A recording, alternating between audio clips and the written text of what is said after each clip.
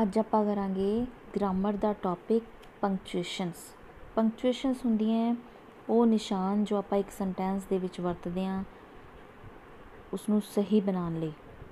ਜਿਵੇਂ ਕਿ ਦੇਖੋ, punctuation means putting full stops, commas, question marks, etc. at the right places in a piece of writing। कि पंक्चुएशनस का मतलब होंगे है full stop, comma, question mark यानी कि प्रश्नवाचक चिन्ह, ये सारे एक सेंटेंस दे विच सही जगह ते लगाने। Punctuations help to separate one sentence from another sentence. ਜਿਹੜੇ ਪੰਕਚੁਏਸ਼ਨਸ ਹੁੰਦੇ ਹੈ ਜੋ full stop, comma, question mark, ਇਹ ਇੱਕ ਵਾਕ ਨੂੰ ਦੂਸਰੇ ਵਾਕ ਤੋਂ ਅਲੱਗ ਰੱਖਣ 'ਚ ਮਦਦ ਕਰਦੇ ਹਨ।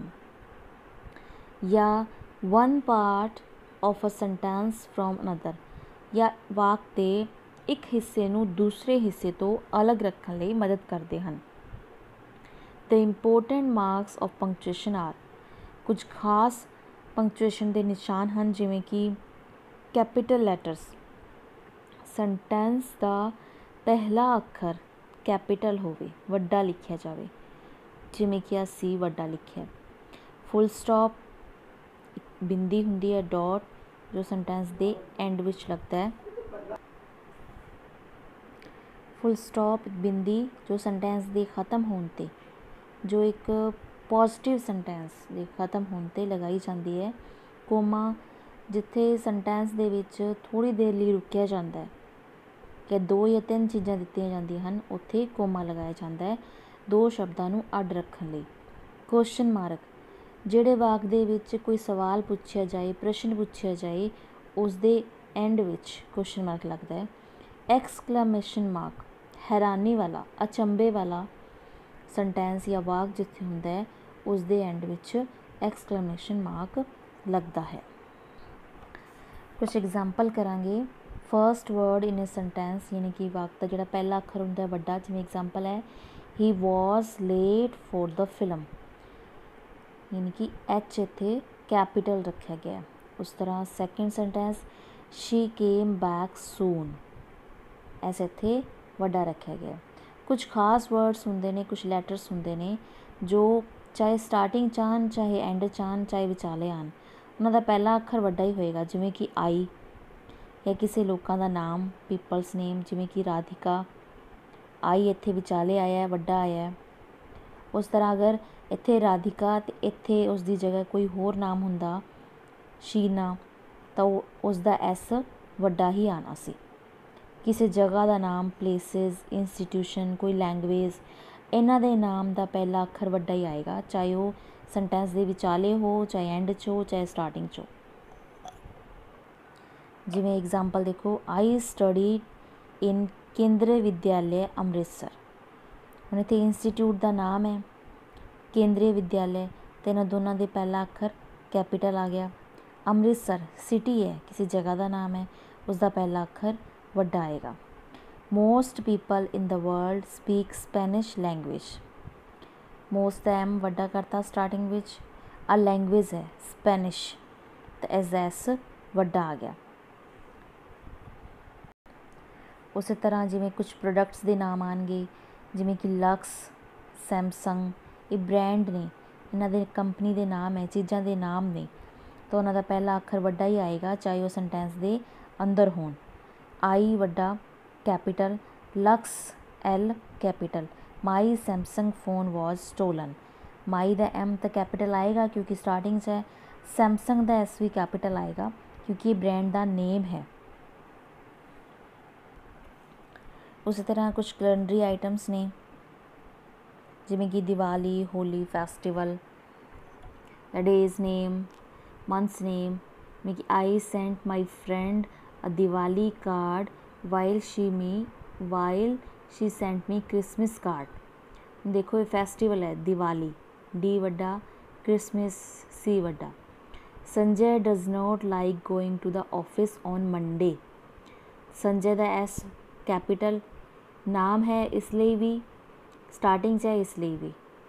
मंडे लास्ट भी दिता गया, उसके बावजूद मंडे का एम वड्डा है, कैपिटल है क्योंकि डेज़ नेम है। उस तरह मार्च मंथ्स नेम, उस तरह सीजनस, अगर कोई सीजन आता है, कोई गेम्स ने, उस तरह वो वड्डे आएंगे, जिमें कि like cricket baseball is played in summer. ये कुछ ऐसे नाम ने जो कि कैपिटल दे विच नहीं लिखे जाते, इन्हों लिखना जरूरी नहीं है।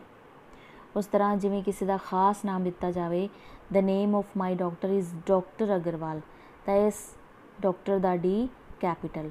माई favourite book is 5 run away together my Enid Blyton, तो इन्हों के फर्स्ट लैटर कैपिटल रखे गए है।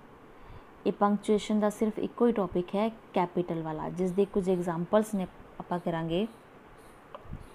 She is a good singer, use capital letter where needed in the following sentence. इन्हां सेंटेंसां दे विच जिथे ज़रूरत हो उत्थे स्मॉल लैटर नूं कैपिटल लैटर च चेंज करना है। शी दा एस कैपिटल आएगा, बाकी सारा same. She is a good singer, इस तरह she is a good singer. Second, are you a good singer, are दा ए कैपिटल, बाकी same, are you a good singer. उस बाद does Pritama live in Mumbai, does दा डी कैपिटल, ए नेम है, is the P capital, a city का नाम है Mumbai, is the M capital. तो इस तरह बन जाएगा does Pritama live in Mumbai. अगला देखो, Saurav lives in Delhi but I live in Chandigarh. Saurav starting which है, नाम है, इसलिए भी कैपिटल एस, दिल्ली दा डी कैपिटल, आई हमेशा कैपिटल आता है, सेंटेंस की किसी भी जगह पर हो आई कैपिटल आएगा। चंडीगढ़ दा सी कैपिटल। इस तरह Saurav lives in Delhi but I live in Chandigarh. Fifth, I went to the library to borrow books written by Premchand, I capital, उस तो बाद प्रेमचंद पोइट का नाम है, इज़ द पी कैपिटल। इस तरह I went to library to borrow books written by Premchand, P capital आ गया। उस तो बाद do you have a Samsung phone, D capital, Samsung एक ब्रांड का नाम है, प्रोडक्ट का नाम है, इसलिए सैमसंग दा एस कैपिटल। तो do you have a Samsung phone, S capital कर दिता गया। उस तो बाद why is February 29 important, why दा W capital, February months name है, एफ कैपिटल आएगा। देखो why is February, F capital हो गया।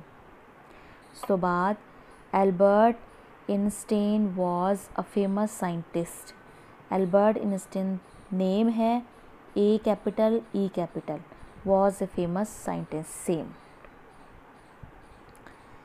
लुक इट, जगदीश चंद्र बोस, नाम है पूरा, जगदीश दा जे, चंद्र दा सी, बोस दा बी, तीनों कैपिटल हो जाएंगे। was an Indian scientist, same रहेगा। तो Jagdish Chandra Bose was an Indian scientist, sorry Indian द आई कैपिटल हो जाएगा।